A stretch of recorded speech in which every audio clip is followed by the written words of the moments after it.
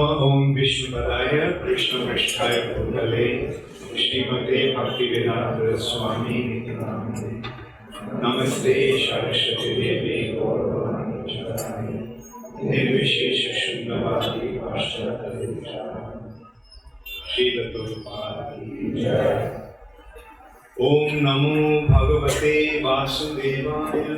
Om Namo Bhagavate Vasudevaya. Om Namo Bhagavate Vasudevaya.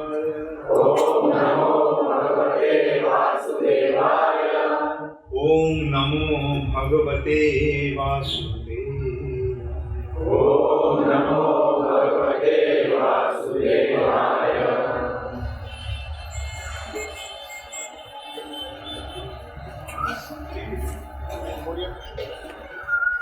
किसी का अनुरोध है कि आप अपने मोबाइल साइलेंट मोड में कर दें, नोट को बंद कर दें। Hare Krishna. So once again, I'm very happy to be with all of you, mainly the Pandavasenas. Hare Krishna. I'm very happy to see how everything is progressing here so nicely. And Pandavasena. Pandavasena means, what do the Senas do?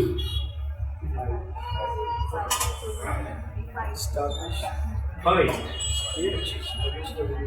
Fight. Under Senas must fight.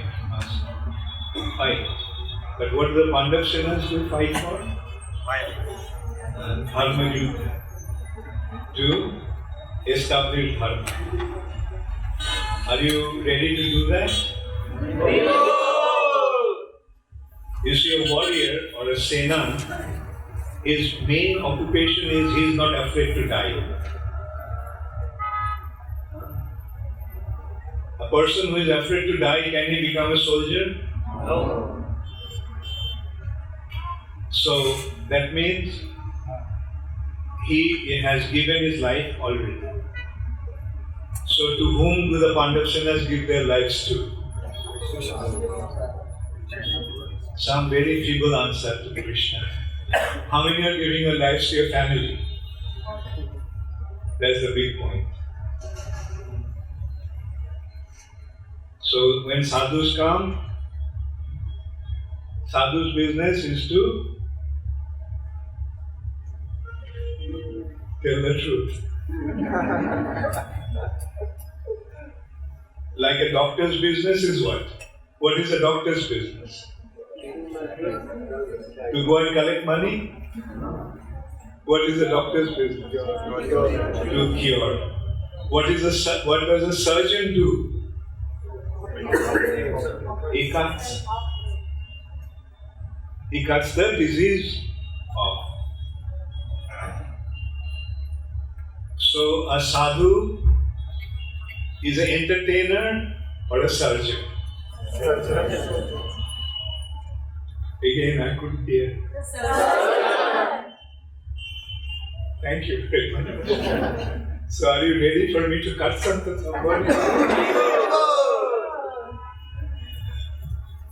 Yes. When you cut, the disease is for our health. Now we have two options. No, we have three options. One option is material nature, involvement in the material nature, and the other option is involvement in spiritual nature. And I mentioned about a third option.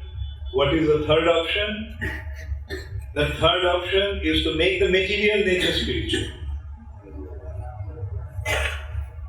Okay? So I first said Krishna or family? Krishna. Are your wives present here?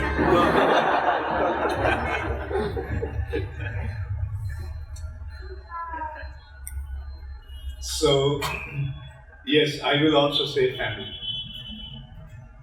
I know, this is the way to become popular. So, family in the sense, make your family also sinners in the battle of Kurukshetra. Dharma Kshetri. In Krishna consciousness, you don't reject anyone. In previous time, that used to happen. When somebody opted for Krishna or spiritual life, he used to leave his material life. He used to leave his family. But Sri Chaitanya Mahaprabhu is so merciful that Chaitanya Mahaprabhu said that you can be in your family and at the same time you can practice spiritual. So is it happening? Is it happening? You're taking your family to Krishna or you're bringing your Krishna to your family. Both are beneficial. Take your family to Krishna and bring Krishna to your family. So, Hare Krishna. So this is the Krishna conscious family. Everyone is concerned about my comfort. Thank you. So,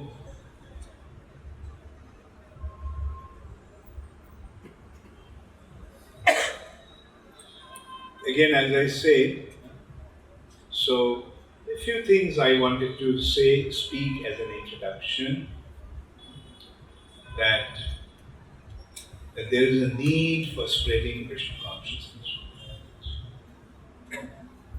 In this world, today's world is in a very good condition or in a critical condition? Very critical condition. And is there any solution to this critical condition? Is there any solution to this crisis? Yes, there is only one solution. And that solution is Krishna consciousness. So that is what we have to recognize and act on. Recognize the importance of Krishna consciousness and try to spread Krishna consciousness.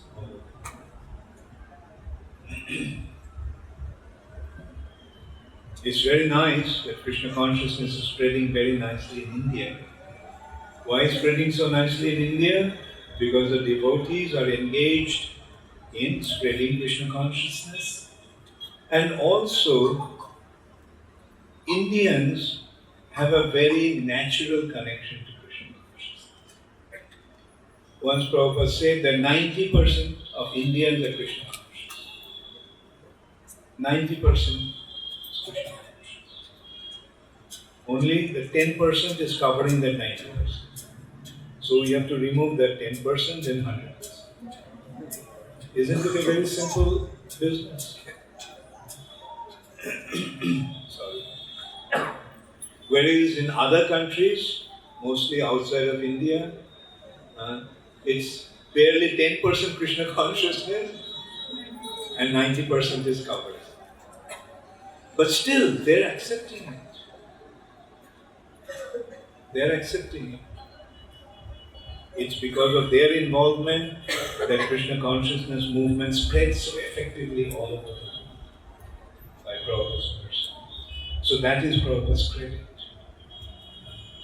He was so pure and he was so powerful with his spiritual strength that he could remove those 90% without any difficulty. And that's what happened. All those individuals became devotees. Now see, those who had barely any Krishna consciousness in their culture, they had become so Krishna conscious that they gave their whole life to Krishna. Now what should the Indians do? There is a little difference from those days and today. Those days, whenever somebody joined the movement, moved into the temple. But today, most of the participants, both in India and abroad, are congregation devotees.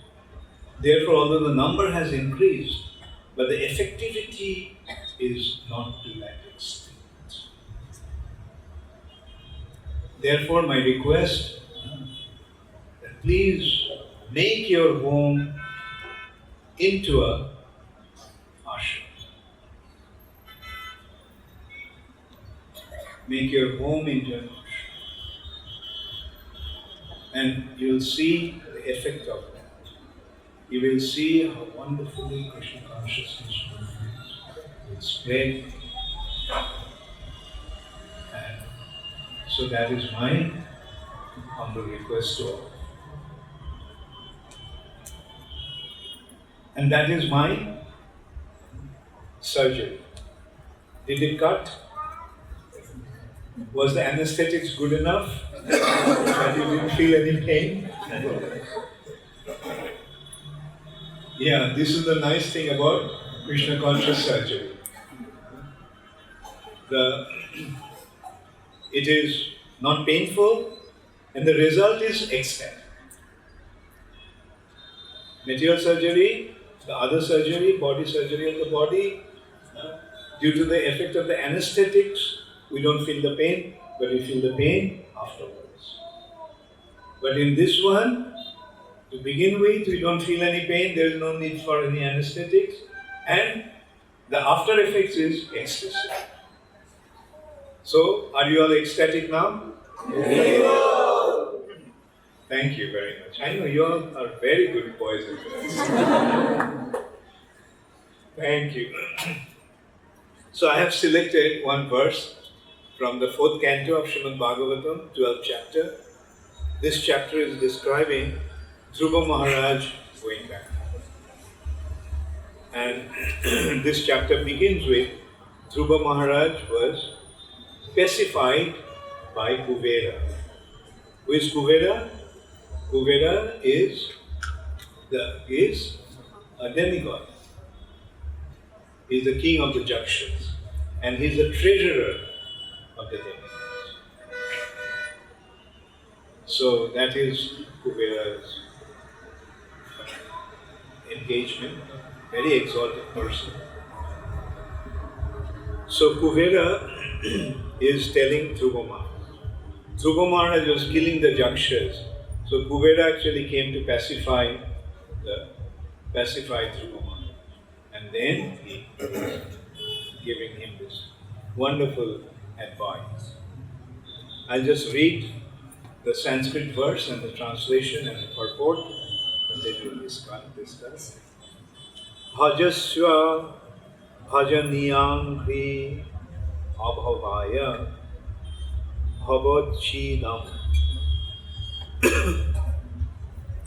bhavasya bhajaniyangri abhavayo bhavachidam yuktam virahitam sakta gunamayatma mayaya. Translation by His Divine Grace, the Prabhupada. Engage yourself fully, therefore, in the devotional service of the Lord, for only He can deliver us from the entanglement of materialistic existence. Although the Lord is attached to His material potency, He is aloof from His activities. Everything in this material world is happening by the inconceivable potency of the Supreme Personality of God. So repeat after me. Engage yourself fully. Therefore, in the devotional service of the Lord, for only He can deliver us from this entanglement of materialistic existence. Although the Lord is attached to His material potency, He is aloof from her activity. Everything in this material world is happening by the inconceivable potency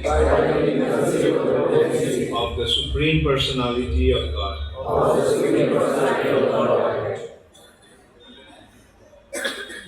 So,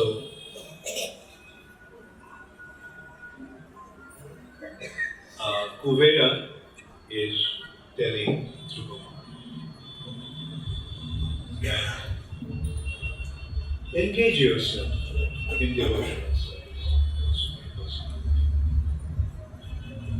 Don't get entangled into all these passionate activities, killing people. And this is how, and why should one become engaged in devotional service? Because only through devotional service one can become free from materialistic entanglement. Materialistic entanglement means in Sanskrit it's called samsara. Samsara means cycle of birth and death. So material entanglement is simply making us move in this cycle of birth. That's the ultimate outcome of this entanglement. Remain entangled in the material nature, you have to come back again. And again you have to go through the same procedure. Janma, Mrityu, Jara, death.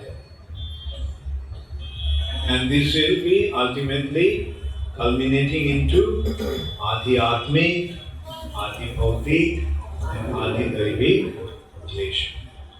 Suffering. All kinds of suffering. Mainly threefold suffering. Sufferings caused by body and mind. Sufferings caused by other entities. And suffering caused by natural calamities. Can anybody avoid these threefold miseries? Is there anybody who can say that there is no suffering in the mind? Body may be fine, everything may be fine, but somebody comes and says some dirt, says some nasty things to me. How do I feel? Everything is very nice, but something doesn't go according to my plan. How do I feel? Mental suffering. I am fine. Everything is very nicely going on. I have a lot of money. I have a nice family with many children and a beautiful, caring wife. Then all of a sudden somebody comes and steals everything away. How do I feel? Everything is fine, all of a sudden there's an earthquake. And the beautiful house where I was living in just caves in. Along with my family. How do I feel? So, this is how this material nature is like. Nobody can escape the suffering condition. And on top of everything, this body, although we think that through this body we are going to enjoy, but what we ultimately get is through this body. Pain. Our life is actually a constant endeavor to avoid pain or painful situation. Fortunately, we have intelligence, and with intelligence we avoid painful situation. Otherwise, this body is a terrible source of suffering. I'm crossing the road, all of a sudden a car comes, runs over me. How do I feel?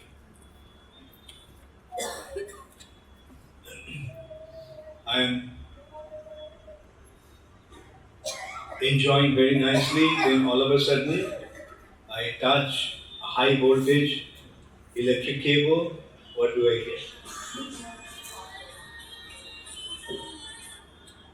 Everything is nice, then all of a sudden I put my hand in a blazing fire or step into a blazing fire. What do I get? That is our intelligence is actually telling us, don't do that. Wait, some card is coming. Who is doing that? Intelligence. Don't cross the road now. Stand there. Let the car go by. Let it pass. Oh, that's 440 volt. Don't go near. Oh, there is fire. Avoid it. Oh, it's a river. Don't step out of the land. Don't fall into the river. So this is how intelligence is always protecting us from suffering. But still, how long can it? Ultimately, death comes. Disease comes. We cannot avoid suffering. So material nature is a place of suffering. So when you realize that this is a place of suffering, what are you going to do? Are you going to stay in this suffering condition or get out of the suffering condition? Naturally, you want to get out of the suffering condition. Now, what's the way to get out of the suffering condition? You may, as I was saying, like you may avoid those suffering conditions, but you cannot permanently stop those suffering conditions. But there is a way, and that's what Kubera said. Service to the Supreme Personality of Godhead. Devotional service to the Supreme Personality of Godhead is the only means to get out of the suffering condition.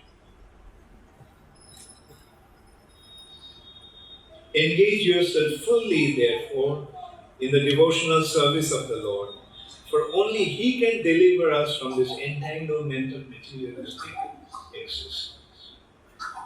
Only Krishna can save us from this suffering condition of this material nature. This material nature has been compared to a vast, endless ocean. It's a vast, endless ocean, but if there is a nice boat and there is a good captain of the boat, then he can take us across the ocean. So he is pointing out that Krishna is the one who can.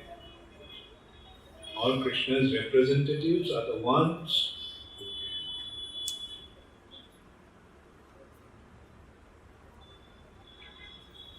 Although the Lord is attached to his material potency, he is aloof from her activities. So Krishna, material nature is Krishna's external potency. External, so because it's Krishna's energy, and he is attached to her, but he is aloof from her. Because it's external, therefore Krishna doesn't become directly involved in material nature. So if you are in the material nature, then Krishna will not directly get involved with us. To get out of to have Krishna's association or to have Krishna in this material nature, we have to have a special arrangement. And that arrangement is devotional service. It is only through devotional service that we can become connected to Krishna, although we are in material nature. There is no other. One may say, what about worshipping the deity in the temple? Okay, can you worship the deity in the temple without devotional service? So ultimately it's all devotional service. Somebody may say, well, meditation. Yes, subject to meditation. But meditation on whom and meditation on what? Meditating on Krishna's form and meditating on rendering service to Krishna. Do you know that anecdote? Once, Vaikuntha Krishna smiled. Just he smiled. So Lakshmi asked, what happened? Why smiling? So Krishna showed that there is one Brahmana who was meditating. In his meditation, what he was doing? In his meditation, he was preparing sweet rice for Krishna. And then he thought, that let me check before I bring the offering whether the sweet rice is still too hot. And in his meditation, when he put his finger to taste the heat of the sweet rice, he got a blister. The sweet rice in his meditation was so hot that he got a blister. So what was he meditating? Was he meditating on impersonal Brahman? Aham Brahmasmi? No. Real meditation is meditation on service to Krishna. We can render service to Krishna through the body, or we can render service to Krishna through our mind. So when we render service to Krishna through the mind, that is meditation. Meditation is not what is going on in nowadays. That is not meditation. Anyway, so in the purport, Srila Prabhupada is saying, in continuation of the previous verse, it is specifically mentioned here that Dhruva Maharaj should engage himself in devotional service. Devotional service cannot be rendered to the impersonal Brahman feature of the Supreme Personality of Godhead. Whenever the word bhajasya appears, meaning engage yourself in devotional service, there must be the servant, service, and the served. The Supreme Personality of Godhead is served, and the mode of activities to please Him is called service, and one who renders such service is called the servant. Another significant feature in this verse is that only the Lord and no one else is to be served. That is confirmed in the Bhagavad Gita.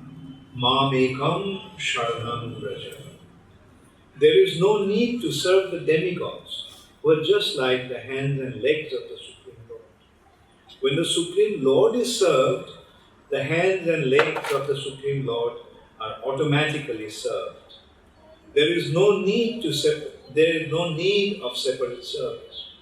As stated in the Bhagavad Gita, Tesham aham samudharta mrityu samsara sagara. This means that the Lord, in order to show specific favor to the devotee, directs the devotee from within in such a way that ultimately he is delivered from the entanglement of material existence. No one but the Supreme Lord can help the living entity be delivered from the entanglement of the material world.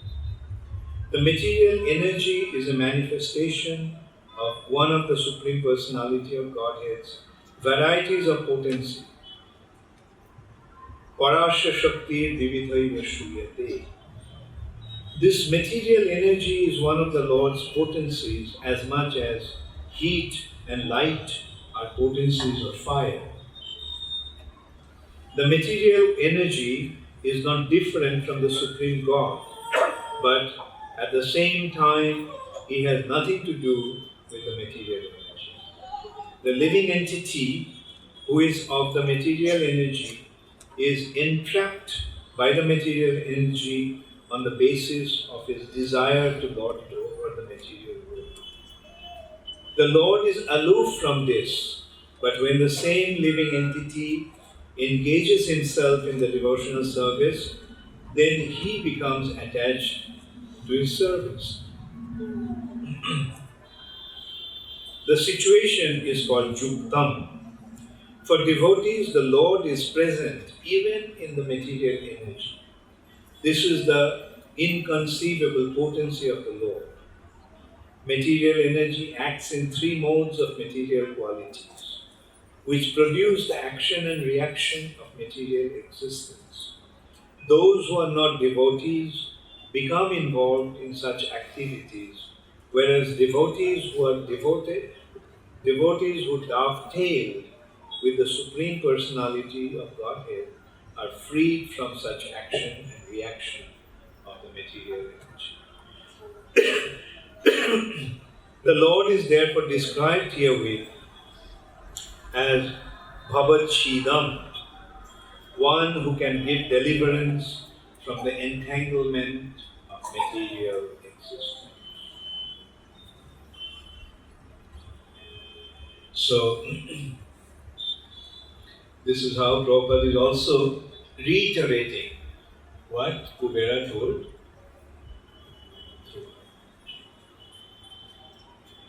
Prabhupada elaborated. The material nature is Krishna's energy.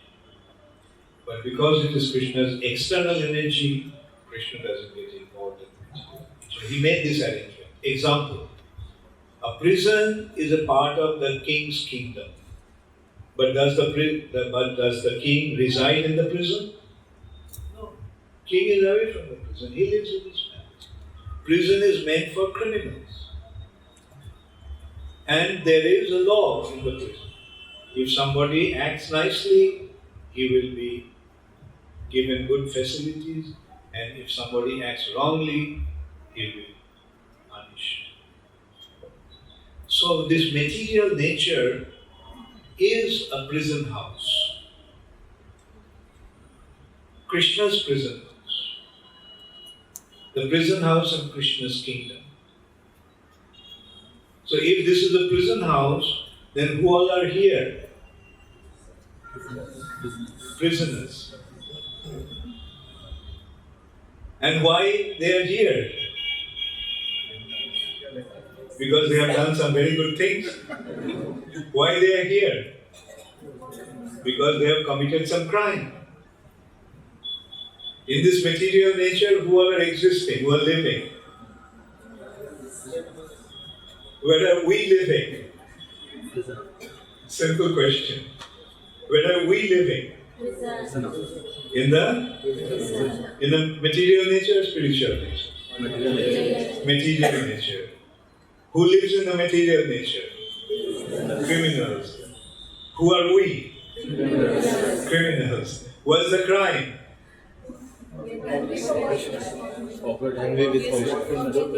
Not abiding by Krishna's law. Crime means not to abide by the law. We break the law, we commit crime. And as a result of that, you are punished in a prison. Okay, so that is the nature. And what is the condition of some punishment here? There are three modes, right? Three modes: goodness, passion, ignorance. If you act in ignorance, क्या मिलता है? Danda. You act in ignorance, you will be punished. You act in passion, you get even more punished. More active you become, the greater becomes the degree of punishment in passion. More you try to enjoy, the more you will suffer. Why the sadhus don't want to be active in the material nature? Because they know the activities in the material nature will cause suffering. Therefore they say, don't act. So there won't be any suffering. And those who act in the mode of goodness, what happens? They get better facilities. But these are all in the prison house. Mode of goodness, first class prison.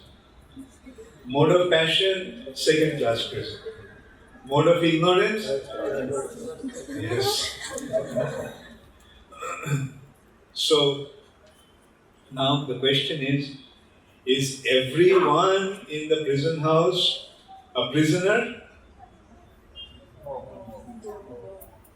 Who said no? Okay. Some are jailers. Some are jailers. Some are taking care of the prison. Very good. Rehabilitating. Those who are in the prison, those who are taking care of the prisoners on behalf of the king. Is he a prisoner? No. Why not? Because he is acting on behalf of the king. Right? They are in the prison, but they are not prisoners. So now here, who is the king? Krishna. And who are acting on his behalf? Actually, the demigods are acting on his behalf. Therefore, they are not actually prisoners. They are his representatives. But in the prison house, those who surrender to the king, although apparently they are prisoners, but they are not treated as a prisoner. Who are they? Who is the king here? Krishna. And when one surrenders unto Krishna, what does he become? So the devotees also are not prisoners. When one surrenders unto Krishna, he is not treated as a prisoner. And then as the king and the prison authorities begin to see that this person is becoming very nice, very obedient, serving the king very nicely and preaching to other prisoners to become surrendered to the king. Who does that? What do the devotees do? Right. They preach to make other prisoners into devotees. So the king becomes very pleased with them. And he treats them as a VIP. He tells the prison authorities, treat these people as VIPs. They are in the prison, but they are my man. So now you see what's the advantage of being a devotee? You get a VIP treatment even in this prison house. Are you getting VIP treatment? Yes, Krishna is so mercifully taking care. Difficulties come in this material nature. Material nature, apparently the difficulties will be there. But we have to understand those difficulties are actually Krishna's way of purifying us. Therefore, we should not be afraid of difficulties. Rather, we should take advantage of the difficulties. Oh, Krishna is reminding me that I should depend more upon him. I should surrender. Okay?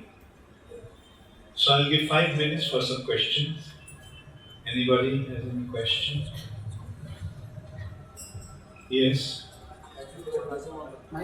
Give him the mic.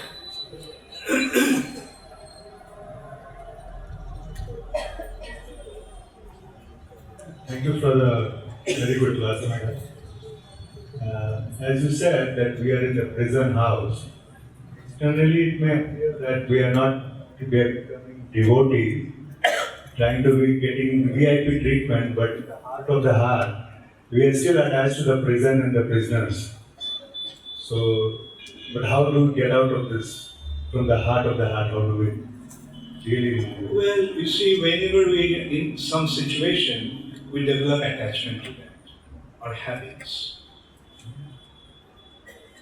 But the point is it good for a devotee, as a devotee, do you recognize that it shouldn't be done? Right? Because of, various conditioning, we tend to think that, yes, it's a beautiful place, I have such a nice family, and so forth.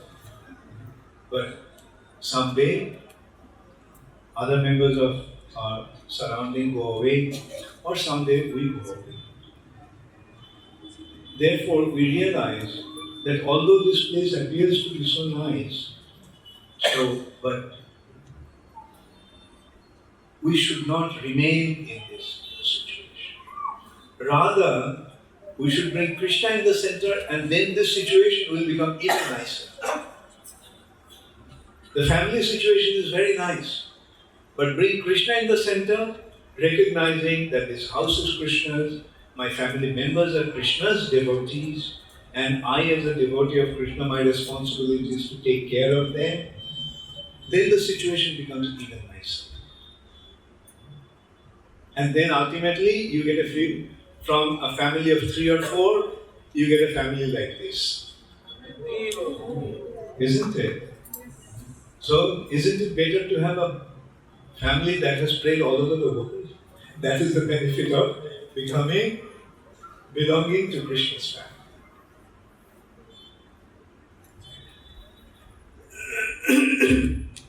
Yes.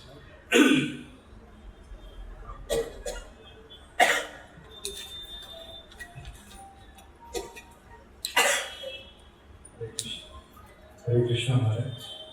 Maharaj, you said that 90% of the people in India are Krishna conscious and 10% are not. So, and they are covering, the 10% are covering. When he said that, not 10%, what I actually meant, what Prabhupada actually meant, that in India, the people have 90% Krishna consciousness and 10% covering. So 10% covering. So remove the 10% covering.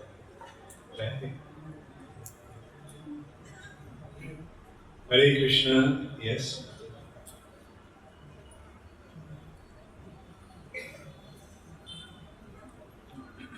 Hare Krishna Guru Maharaj. My uncle is very against me. I have joined ISKCON and Hare Krishna. He is saying that you have left our God and you have joined some other God. And yesterday also he shouted at me. So I don't know how to handle. He's like So my father. ask him who is your God. He is saying that. Oh, who is he? Vishnu only he is the God, but Who? another root. Vishnu. Vishnu. So Ramdev. ask him what is the difference between Vishnu and Krishna. So I am trying to explain him, but he is saying why you have left us and joined other group. You tell him that I didn't leave Vishnu. I have found the real Vishnu. He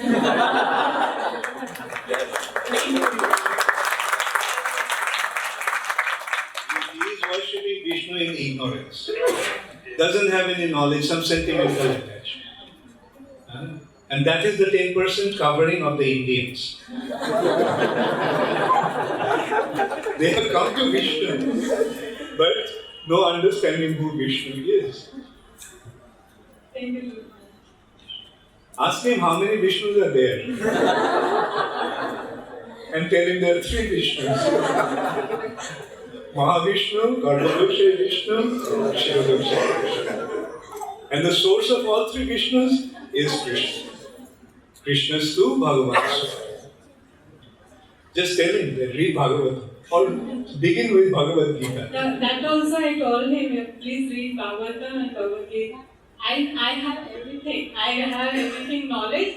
You don't teach me. Like that he shouts at me. Then if you have all the knowledge, then why are you speaking in such ignorance? Anyway, bring your uncle to Radha Charu.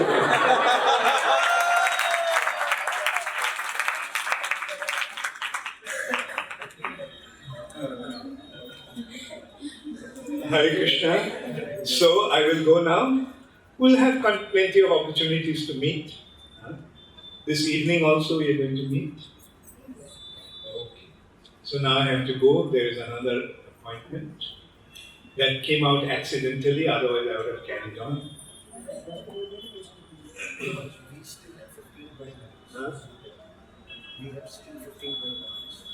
We still have 20 minutes. Can you probably start from here? Can you go? We'll start at 10:15 and it is just 5 to 7 minutes drive. Okay, good. So we have still. Radha Charan Prabhu gave us another 15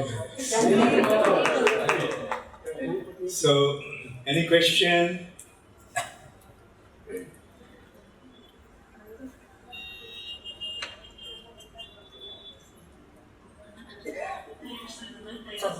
Switch it on. It is on. Put near. Thank Very you near. so much for the Very near. I just wanted to ask that these days nobody wants to accept that they are not perfect. There is this new thing called as self-love or self-acceptance. They have accepted themselves as they are. They don't want to consider anything that they are imperfect or there is some problem with them. So they don't understand that. Yes, that is the problem. A fool thinks that he knows everything. But a wise man thinks that there's so much there to learn. That's the difference between a fool Those who think that I know everything, there is nothing more to learn, is that the right attitude? So that shows that he is a fool. But more one learns, the wiser one becomes, the more he realizes so much more is there.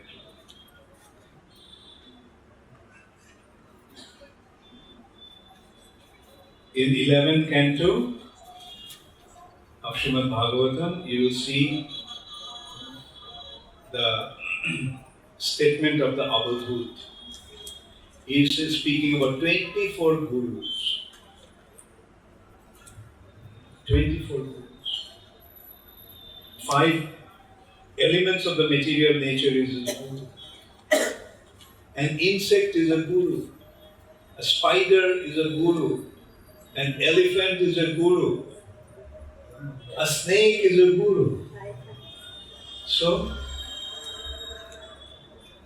that is the indication of a wise man. The more advanced one becomes, the more he learns. So much is there to learn. But those who are fools, they won't even accept a wise man to learn from. Okay, thank you.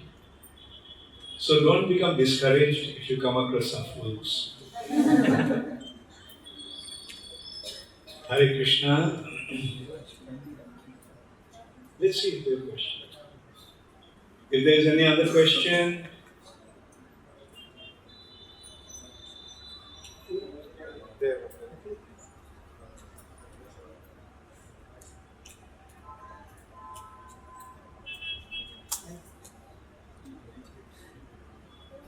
Hare Krishna Maharaj, thank you. Maharaj, my question is that you said that demigods are the representatives of the Lord. So, in Shastras, Krishna's representatives also act foolish. Like as you are saying, Indra. And mainly because they are not, these demigods are not pure devotees. They are mixed devotees. They are devotees in order to enjoy. Like sometimes, some people serve somebody for the sake of getting a salary. Right? They are serving, but the purpose of serving that person is to get the salary at the end, as the case with most of the people. Serving became servant. नौकरी कर रहा है. Please don't mind. नौकरी कर रहा है मतलब नौकर बने हैं. क्यों नौकर बने हैं? महीने के बाद तनख्वाह मिलता है इसलिए ना. So demigods are like that kind of nokers. They are not pure devotees. They are mixed devotees, karma mishra. But devotees of ISKCON are pure devotees.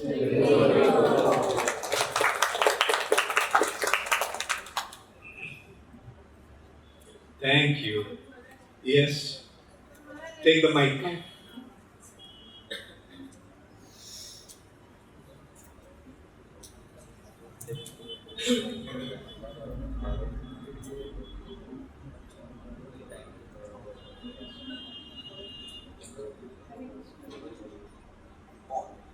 On था तुम ऑफ कर दिया. Hare Krishna. Thank you so much, Guru Maharaj. Guru Maharaj, you said make your home an ashram. So please tell something not for me but for everyone how to make. Are you also? Are you also? Yes. Me too. So, Tell us. okay. Ashram means the place where Krishna is the center. Right? So, have a temple in the house. You have a, say for example, as Radhachan Prabhu asked, you make your home into an ashram. Do you have a temple? Okay. So, is the temple the center of the house? Or the temple is just a showcase? I couldn't hear you. Center of the house. Okay, so whose house is this? Krishna's house. So in Krishna's house, who are staying? Krishna's devotees. Yes. So, the place where Krishna is the center, the place where Krishna's devotees are staying, and in the place, what does Krishna's devotees do? In there, what does Krishna's devotees do? Serve Krishna. So became an ashram. बन गया है या बनाओगे? बना हुआ है महाराज, पर थोड़ा सा मैं चाह रही थी कि और हमें क्या करना चाहिए? बस ये तो करना शुरू करो। At her home, Gita class is going on. Okay, तो और तो कुछ हो रहा है। आश्रम से प्रीचिंग भी होना शुरू हुआ है। केवल भगवान का पूजन ही नहीं, भगवान का सेवा भी हो नहीं, भगवान का महिमा का प्रचार भी हो। Okay,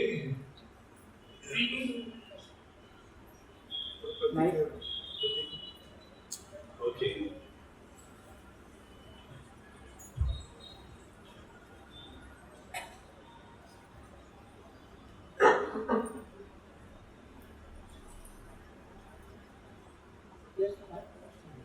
Hare Krishna Maharaj.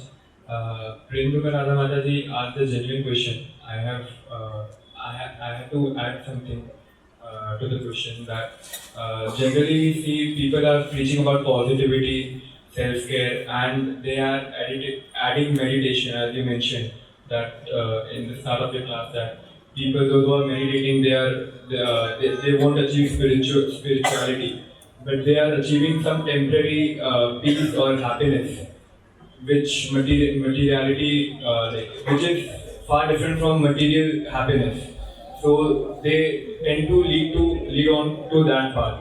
Also, they are dealing with this situation, the material condition, as you told, that material world is in critical situation.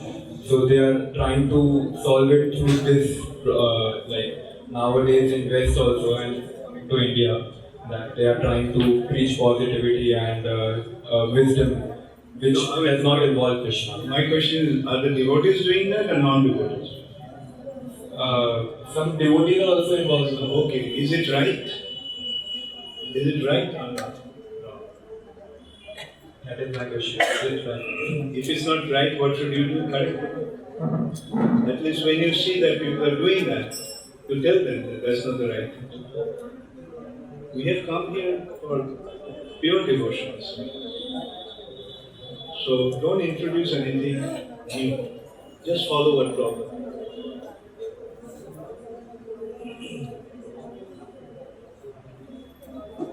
Give the mic.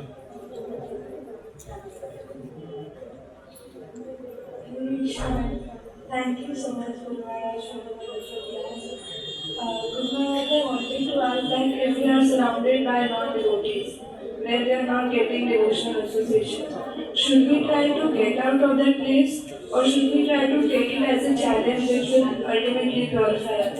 It will depend. If you can get out of it, is better. But if it is not, then just tolerate it if you can. Like say for example, people are working in this office. Most of them are not able. But he has to earn money. So what to do?